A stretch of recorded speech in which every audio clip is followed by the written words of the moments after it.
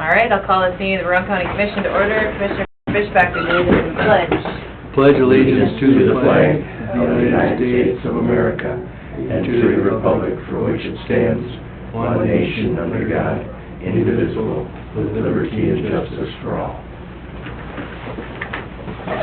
Morning. First on the agenda, Sue Gates, the Dakota Prairie Museum Director, with the 2016 annual report. Good morning, Sue. Good morning, everybody. How are you this morning? I am well. Good deal. Well, looks like about 20 of these. Here, I can help you, Sue. Okay.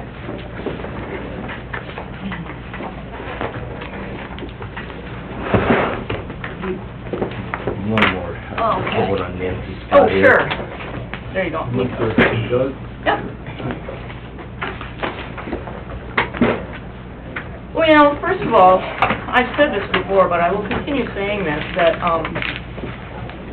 I would really like to thank all of you for your continued financial support of the museum, because it allows us to not spend our days fundraising to do the things that we want to do. We can actually do the work of a museum, and we're kind of the envy of some of the museums within the state that we have a budget to start with, and then we fundraise for the bigger things that we just can't fund out of our budget. But when they're busy every day worrying about how to pay the light bill, how to pay the salaries, they don't get a lot of museum work done. So thank you. And because of that, we had a great year in 2016, and I'll just kind of walk you through the report. The first page, or page 4, you know, just kind of a highlight of some of the stuff that we did. I think we have done probably the last building, I don't want to say destruction, but we took some walls out to make larger galleries, and I think we've done that in every space that we can physically do that. And so right down at the kind of the middle of the left-hand side, we had a space on the second floor that was kind of a cramped area for audience members, especially the size of audiences that we get today. So we took that wall out, and we have a beautiful open space, and that's where our new football exhibit is. That's not Matt Schuler. That's Will Schuler. Matt's his dad. Oh, geez. We'll correct that. Yeah, that's an interesting story with that kid. He puts out a little newspaper, Yeah, I've heard. and so he wanted to cover Phil Baker. So he was out there with his questions, and Phil was most generous in doing that.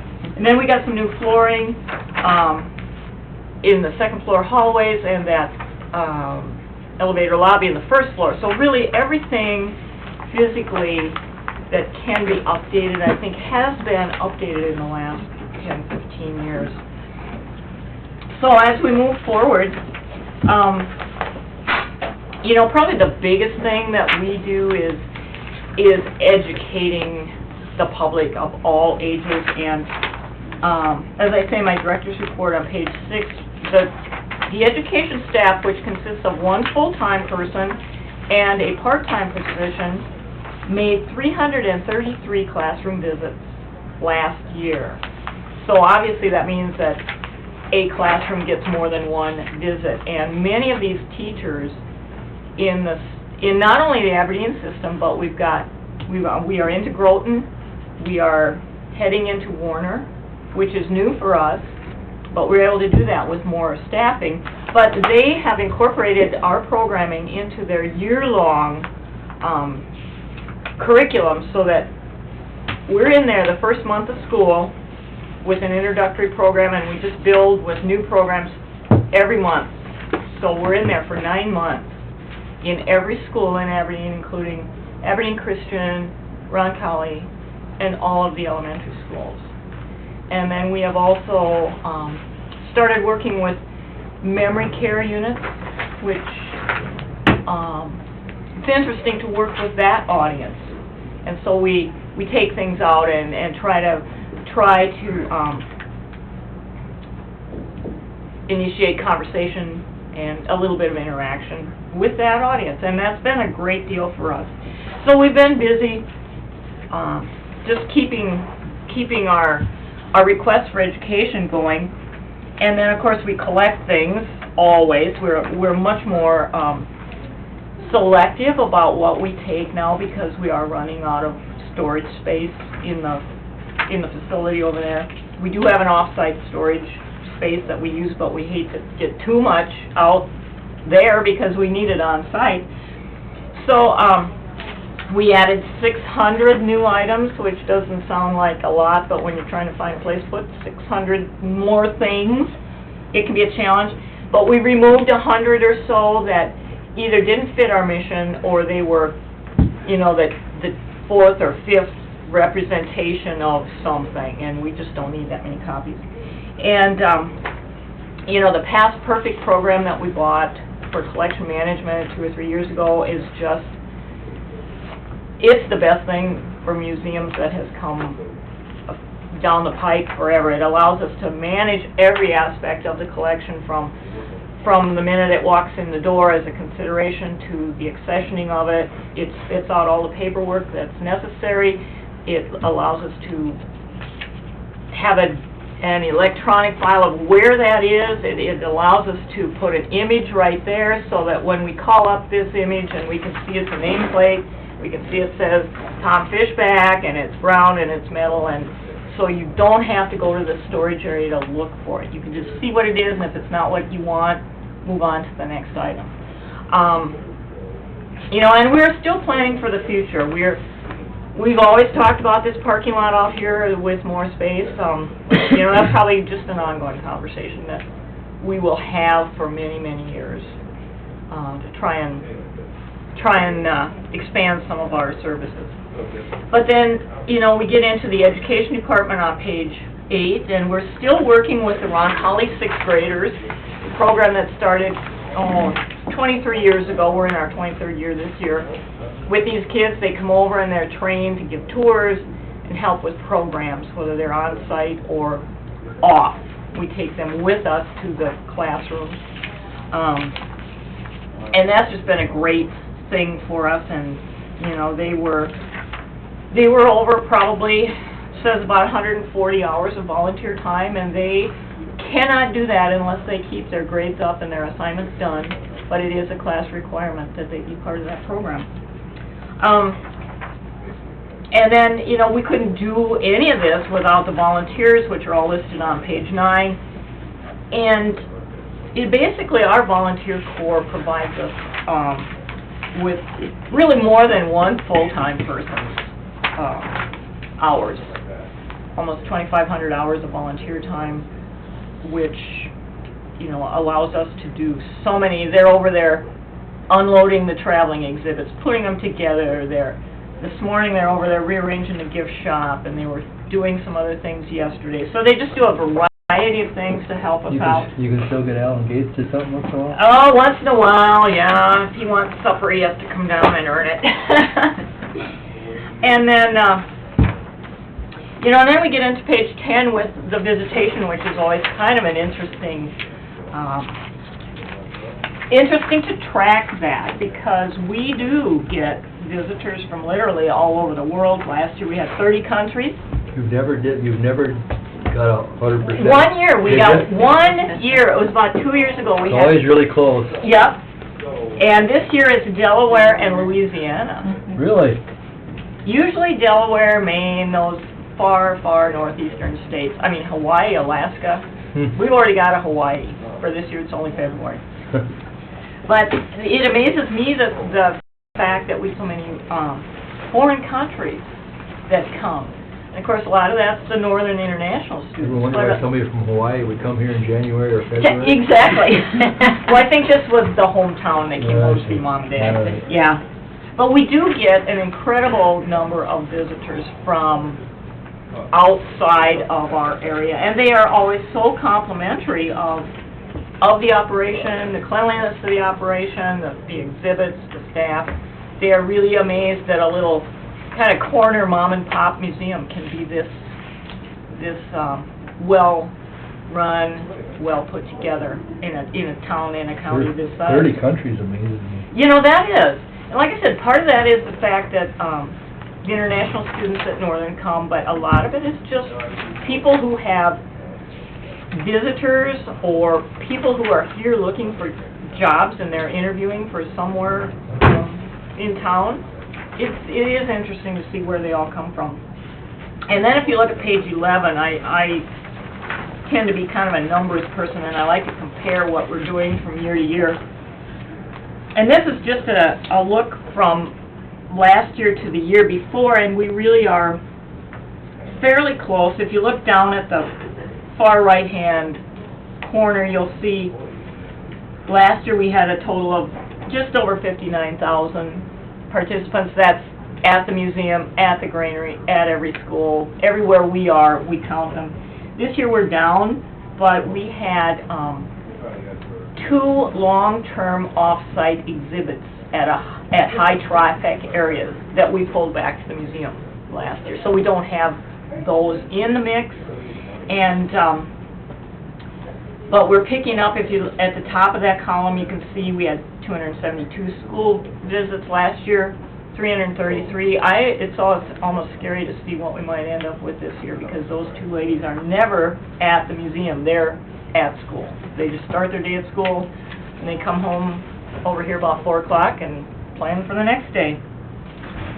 So we are a constantly busy place. The following page is just, about a 10, 15-year look at where we are. Walk-in is what we consider, you're not there for a meeting, you're not there for a classroom visit, you just stopped by. And so we get, on average, 10, 11, 12,000 people that just stop by for a visit. We consistently have nearly 300 programs a year over there. And that's anything from a meeting to a school tour to a cooking class to anything that is a crowd gathering event. We count that. And then you can see the off-site events and exhibits. We had more this year, 410, than we've ever had. But that's classroom visits, off-site exhibits, and anything that we do that's within the community. Granary and the green, we're still trying to get our wheels under us in the granary,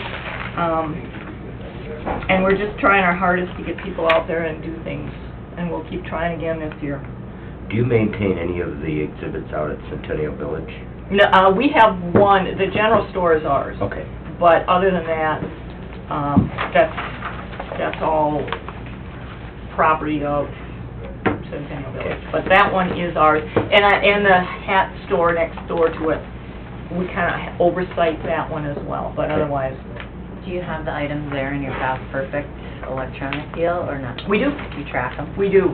What we need to do this summer is get out and photograph them and get that component into the Past Perfect, but they are all accounted for. Is there limitations how much you can have in that software? If No. they wanted to borrow it and do theirs, or put something? Oh my track gosh, directly? yeah. One building at a time or something? Well, it's taken us 30 years to do our collection over here. Yeah,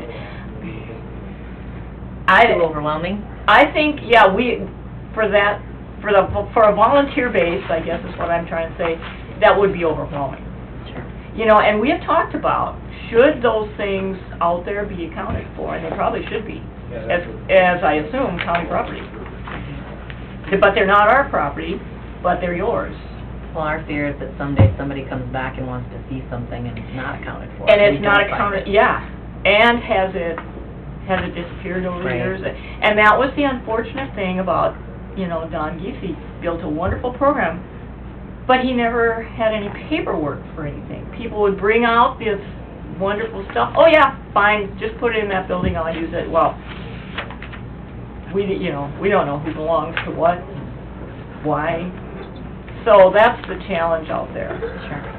But it probably should be looked at. There's a few valuable things in buildings that are not ours that we kind of keep an eye on. Right.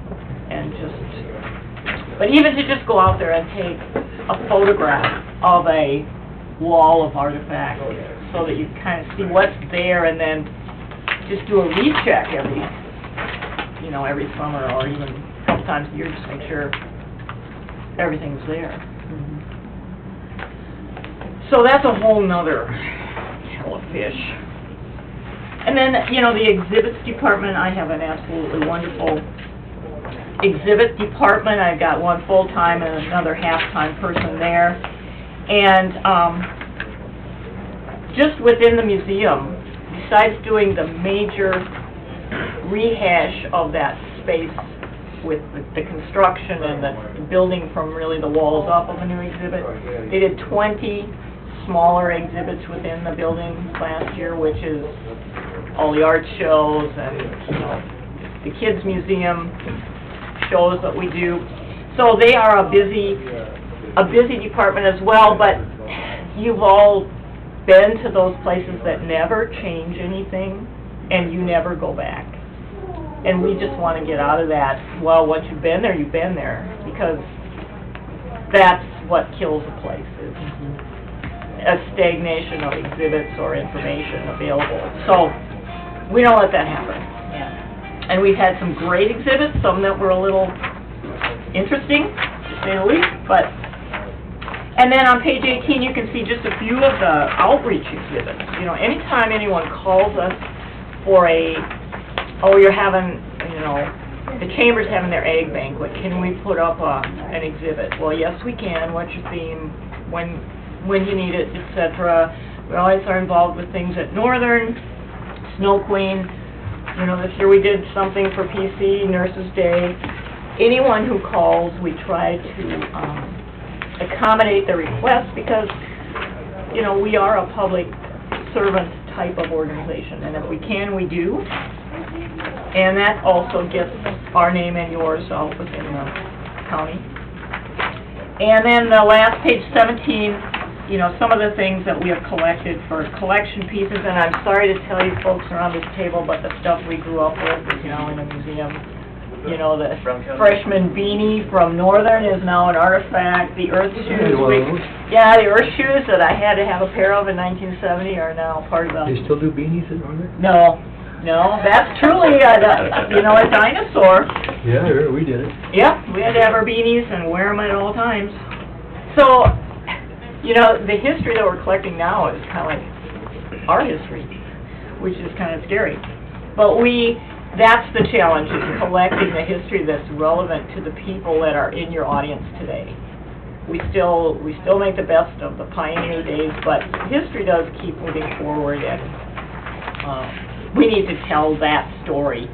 Well, I thought about that beanie since they took mine off. Well, see? You donated it to the museum. Yeah. Probably mine you got there. Could be. They removed the hitching post too, you can't tie your horse up all front. Exactly. And then, of course, at the end is, you know, some of the activities that we had at the granary, and like I said, we're trying our darndest to make that into a destination that people want to visit, and maybe more than once in a summer, and just trying to find those events. Some of them are working, some of them we've tried, and it's like, well, that didn't work for the time and effort we put into it, we'll never do that again. Who painted your van? Who painted our van? Quality Quick Print. Yeah, did you notice the then and now?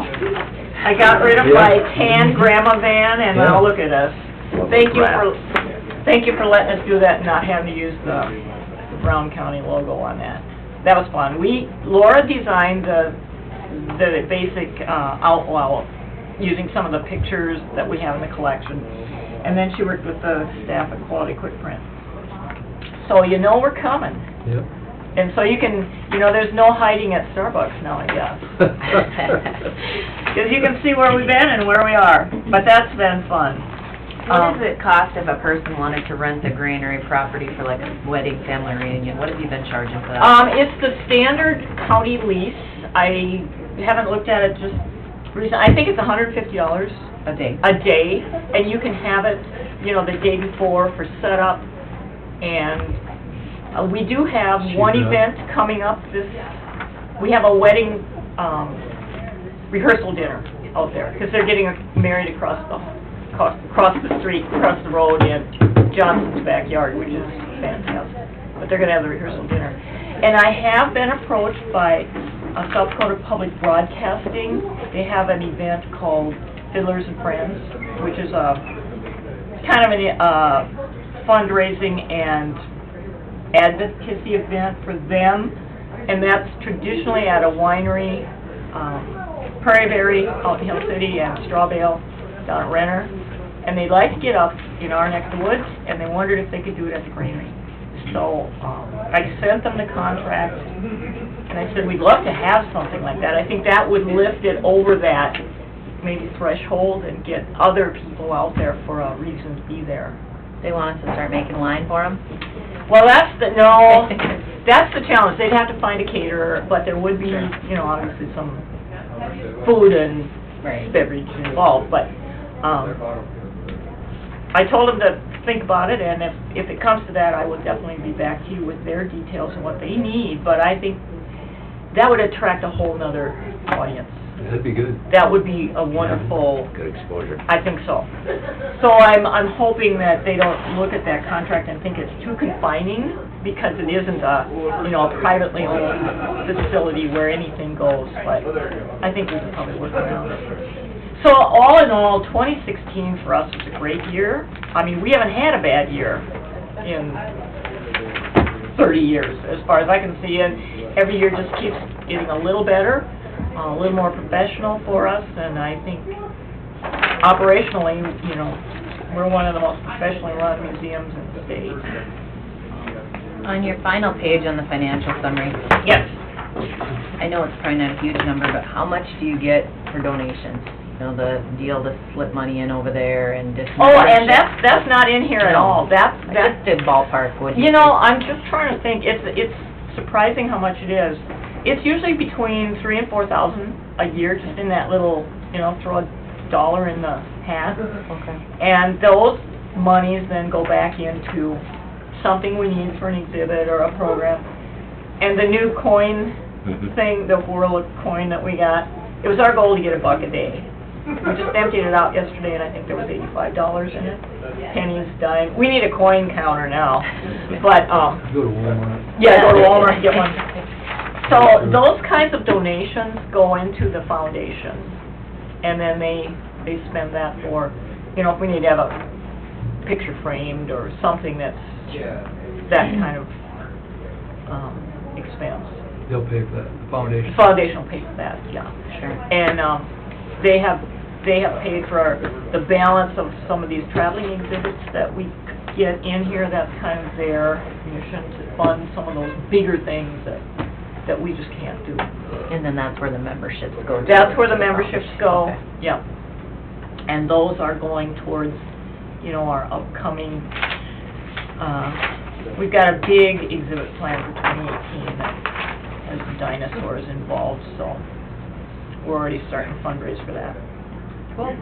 Unless there's extra cash over here to the tune of... We always got extra. We extra, that's why I thought, I'll just come over, you guys can write the check, yeah. If there is, we haven't found it yet. Well, okay. So anyway, that's Any other what, questions for Sue? that's what we were doing last year.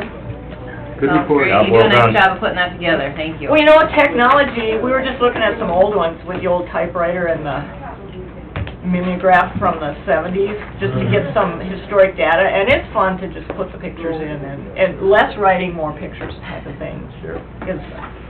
Anyway, Sounds good, thank Thank you you very all. much, Thank have a you, great Sue. day. we'll see ya. Next This on- afternoon. Yeah, next on the agenda, we got Cliff Rose, Welfare Director.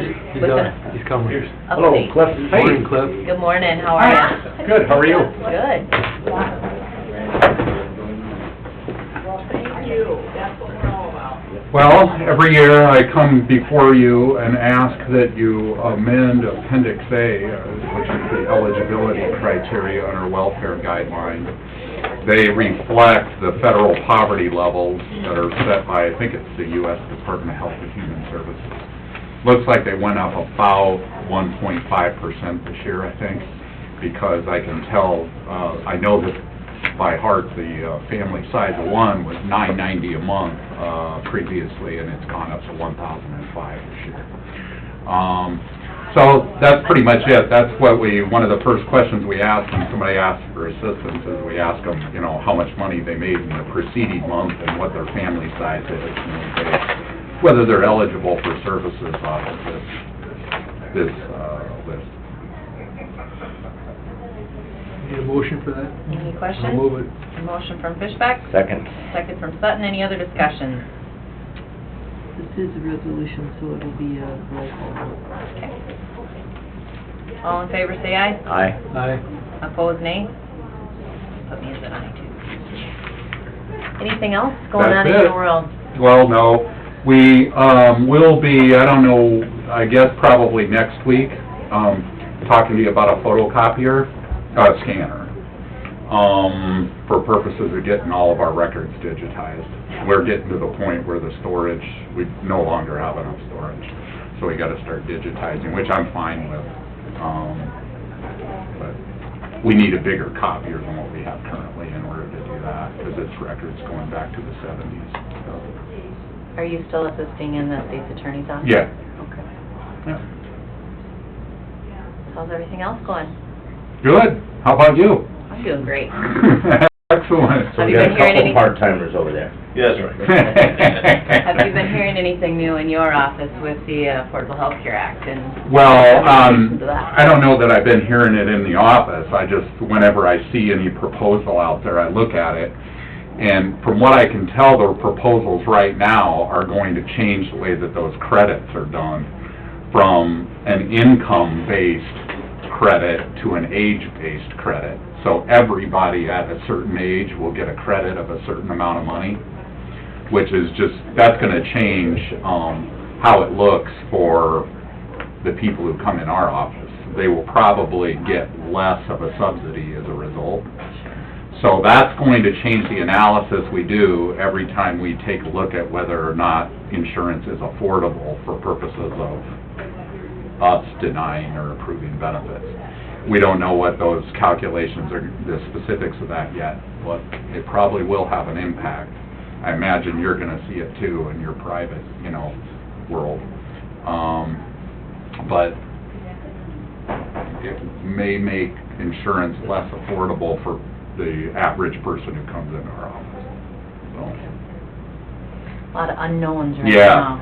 Yeah, We run into the problem with people that are paying the penalty. Well, Trump came out and said, don't assess the penalties to the federal agencies, but we as taxpayers still have to put the penalties on, but Congress hasn't acted, so Yeah. what's gonna happen with those? Because Yeah. it's making a big deal on some of those Yeah. returns. yeah, and you just have no way of, obviously, there will be a deal cut somewhere, and you just have no idea what that deal's gonna be right now. Sure. All right, well, anything else for us? Questions? No. Anybody got questions for Cliff? Nothing. Thanks for taking the time to put this together. Okay. I appreciate Thanks, the Cliff. work you do. Thank you, guys. All right, have a great one. Good day. That brings us to Becca Tull, our 4-H advisor, and the 4-H leaders to discuss a potential 4-H building placement. Becca, are you with us? What's that? I don't see anybody. There she is. There I've she come is. with friends. Okay, bring them on in. Got friends, huh? That's Friends good. friends are good. Good. Why don't you introduce your friends, Becca? Okay, all right, as Hi, they're guys. coming in, Vicki Staney, Brenda Art, Ellen Slasher, and Brad Sharp. Thank you Good guys for morning. joining us. Exec Committee for the Leaders Association. Good morning. Where are you all? Welcome. Yep, you guys can sit up here and... Becca, do you want to sit? Yep. Go ahead, sit. Okay, we'll see. I'm Brenda, you're probably sister the kids. You'll be fine. So we are talking about the potential of a building. Yes, Yeah? yes. How goes the effort?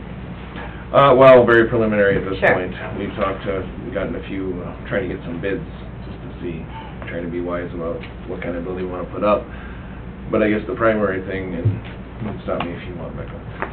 You know me, I'll just keep talking. The primary thing there's been conversations in the past about, the old horse arena, and about where it would go. And I just didn't know if that was official, we didn't know, if that was official and if that's what is still planned. Kurt should have been here. I think Is that- that's a good question for Kurt, because he, logistically, it'll be Well, I understand. important for him to be able to access it and the quality of the road leading up to it, those kind of things, so Yeah. he's a key player in the Yeah. decision. Have you guys spoke with him a little bit about it? Excuse me, briefly, we kind of talked about expectations of what that building is, just the general thought behind it. We haven't really gone too much into placement yet, just because we just haven't had that conversation yet. still early. Yeah, yeah. Unless there's some crazy reason, I mean, it's one of the places that makes sense, because you don't want to tuck it somewhere that nobody's going to see it. Because I know, I had heard for a while maybe putting it up by the new arena, but nobody really goes, I mean, there's a core group of folks that go up there, but you're not in the main corridor of the fair, so. Yeah, I've honestly never seen that. That just tells you how much traffic is up there. 'Cause we don't do anything in horses, and then, I guess, if I haven't seen it, I'm there a lot, so. Well, I thought that would be an ideal spot, basically because during the fair, it's close to the kids zone, it's close to all of our barns, Yeah. all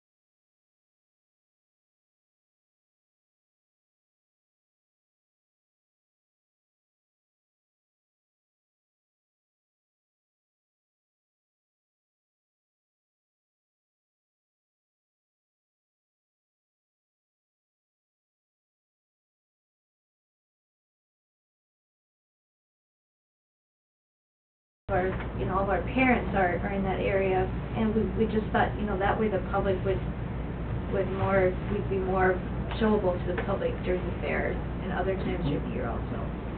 Keeping points very visible. Right, they're right. Like, guess what we were wondering is what has to happen for that to be, before we, you know, if it's not gonna happen, why, we're not gonna put any more effort into it, but what do we have to know, or what do you guys need to know from us in Kurt, obviously, but for this to move forward?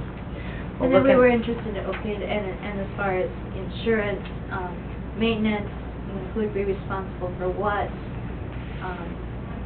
Would we be able to do it basically a lot for 4-H if we decided to rent it out to somebody? Other than 4-H, would that be an issue?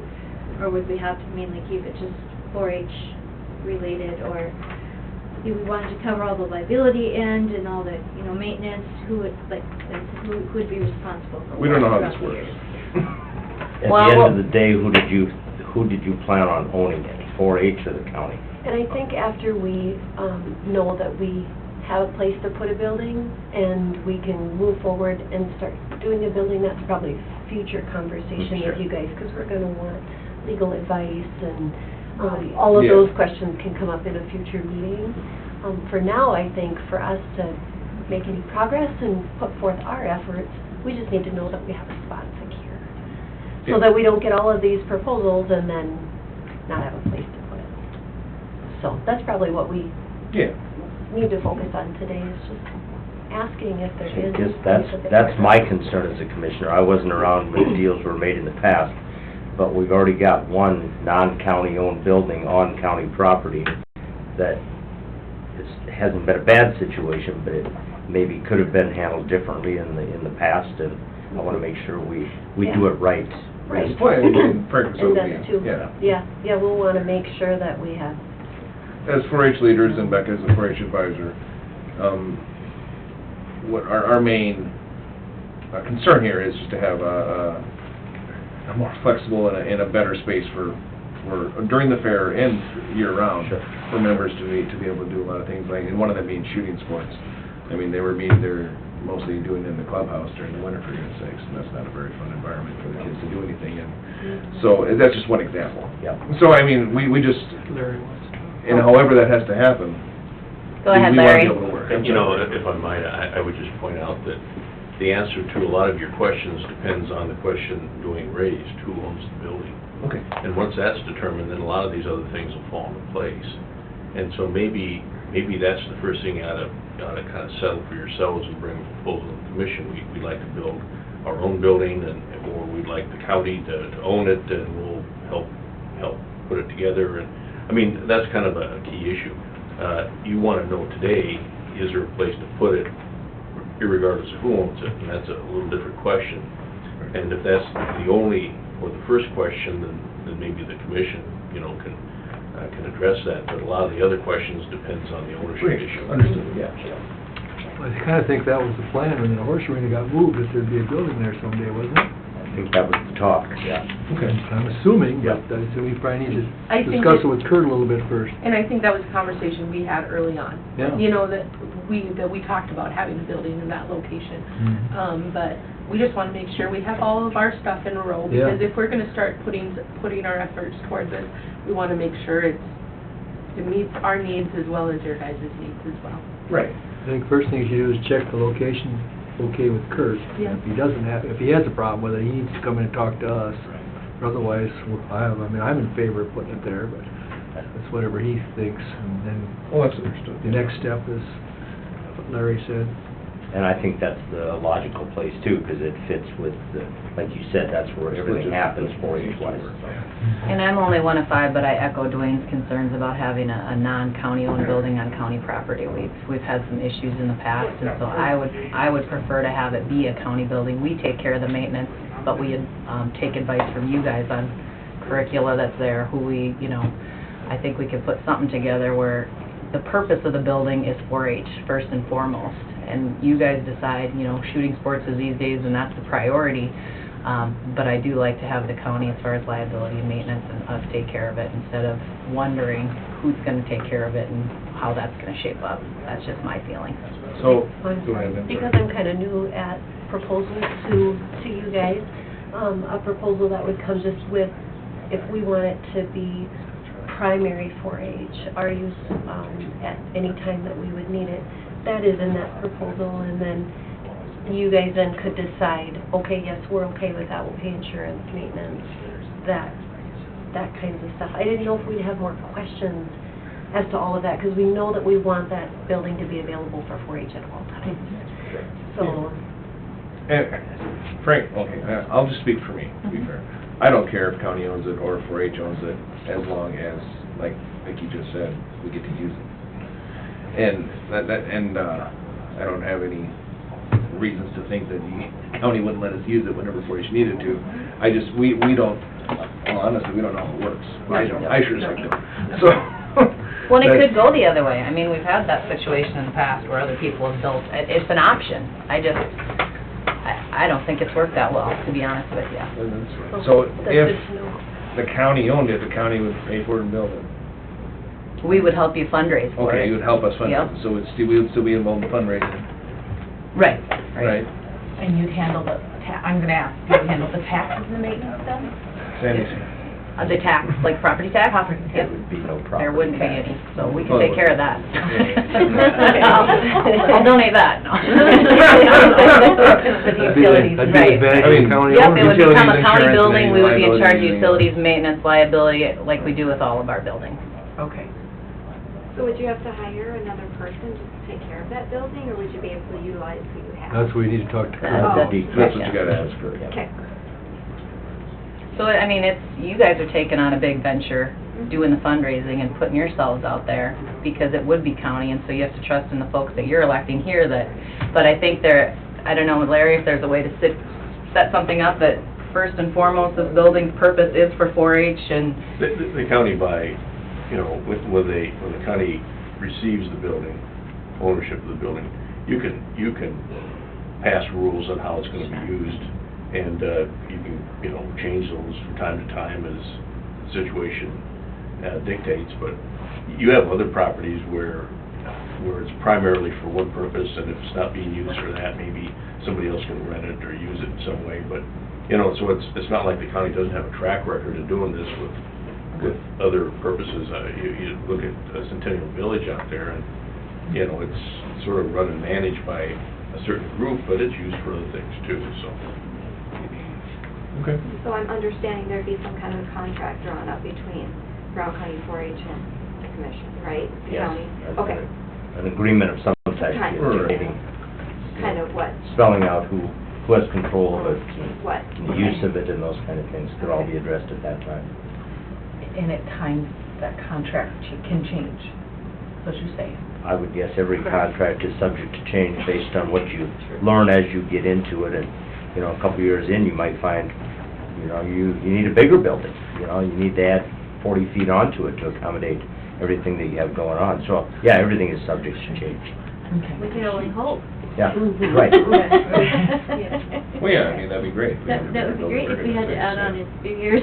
Right. That'd be But a great maybe idea. going forward, we could put together a working group, member of That the would be commission great. on it, some of you folks, but I think that would be, just to have the mission, the 4-H mission, and a place to call home, and to do some of the things that you've kind of been tossed here, and shooting out at Northern Electrics, and into the clubhouse for archery, and finally have a home for it. I think that would go a long ways, It so. would just be a lot easier than to also be visible in the community.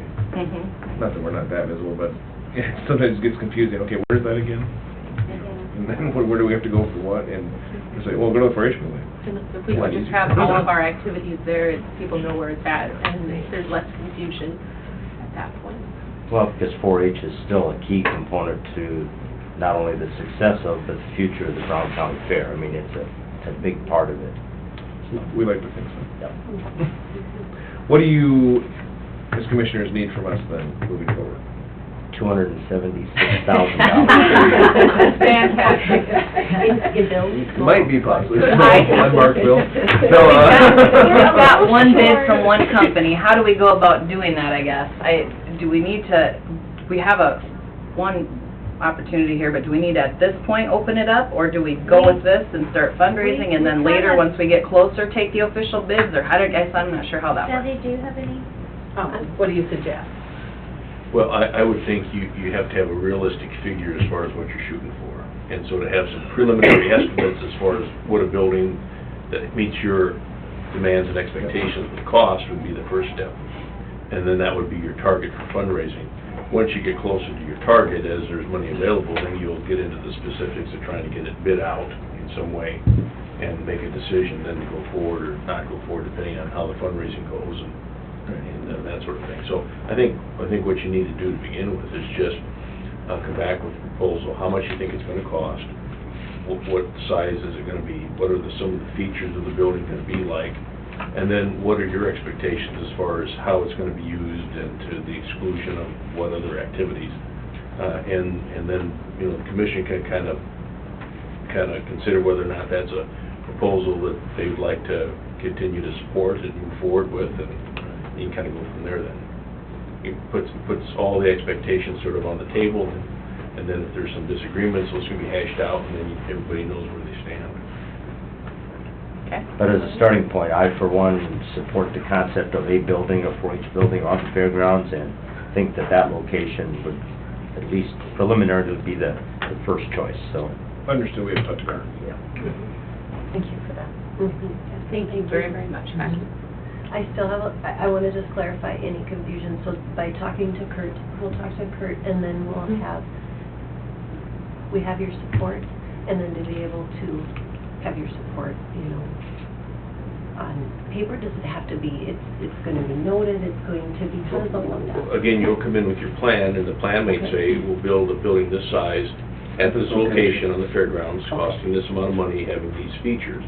Then the commission, like I said, can hash it over, and they can pass a resolution and support, and so everybody's on the same page, and everybody's kind of committed to going forward on that basis. Why don't you let us know when your next meeting is, set something up with Kurt, and even offer somebody from the fair office staff, Sure. just so they're in the know. Sure. So they don't have other plans down the road for, Sure. you know, we want everybody to be, and let us know, and we'll have a representative there. Sounds great. Kevin will take care of it. Okay. Well, appreciate what you guys are doing for the program, and Thank you. and we'll be in touch on it, so yeah, that's exciting. Definitely support the concept. Thanks so much. Thank you. Y'all have a great day. You See you too. guys, take care, guys. Appreciate your time. Yeah, talk to you soon. Yes. All right, next on the agenda, we've got Maxine's list.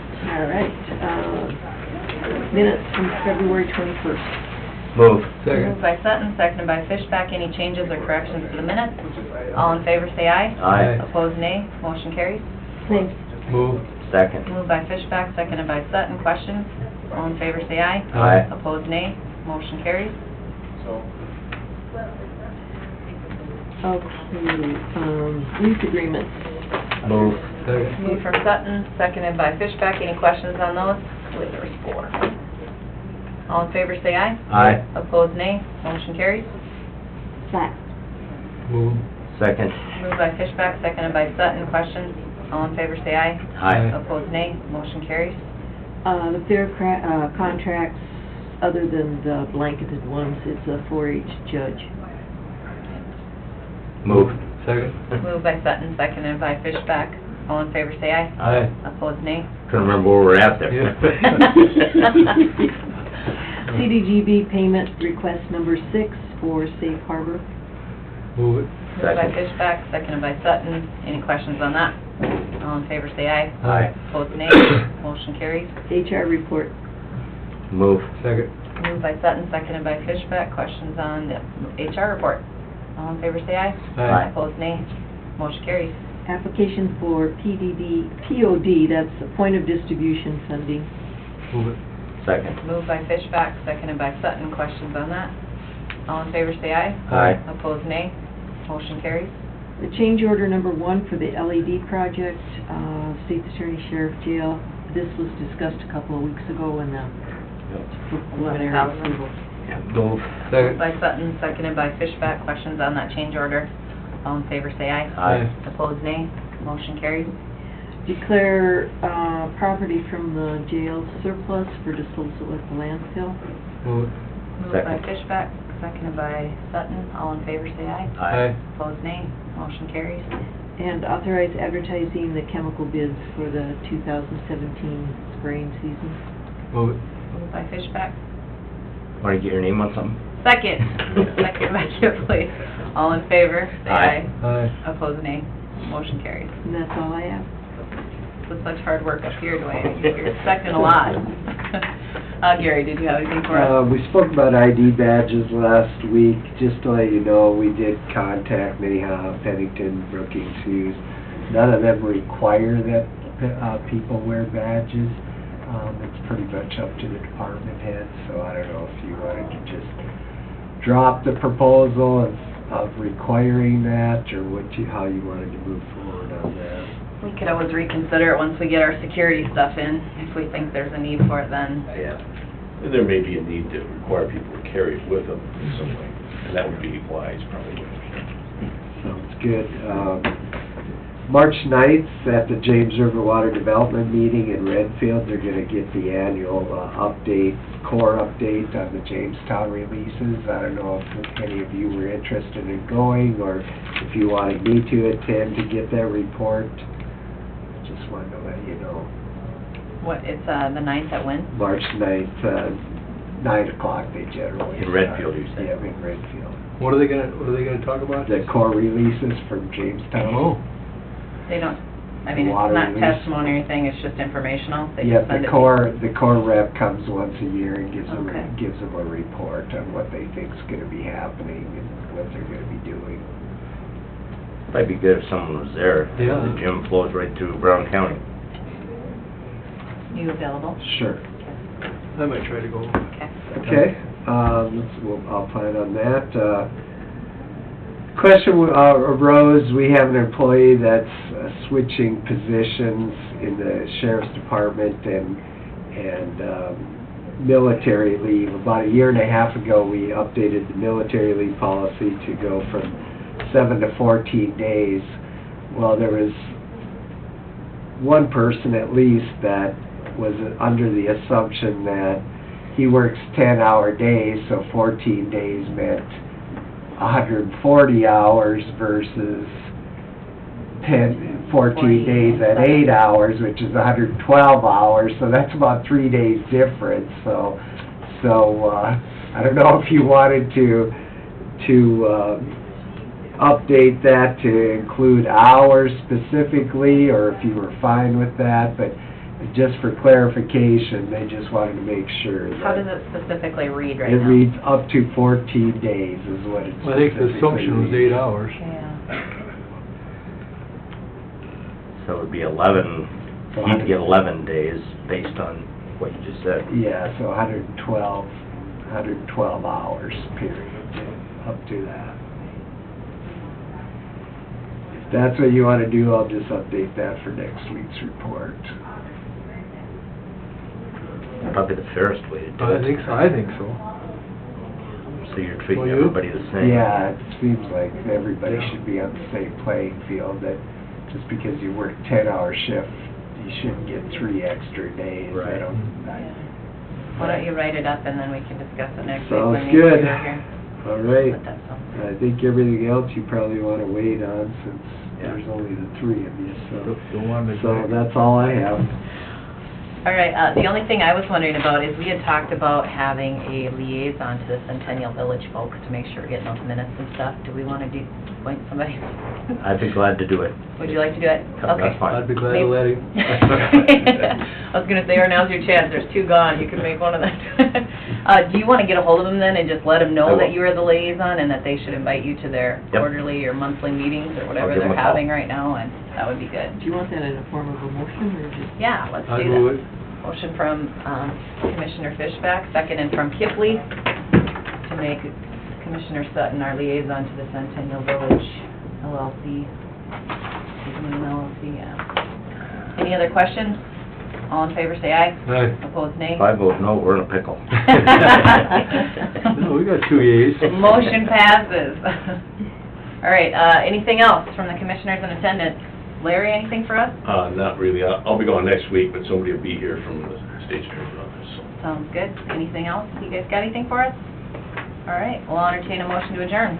Move it. Moved by Second. Fishback, seconded by Sutton. All in favor, say aye. Aye. Opposed, nay. Motion carries. We're adjourned until next week.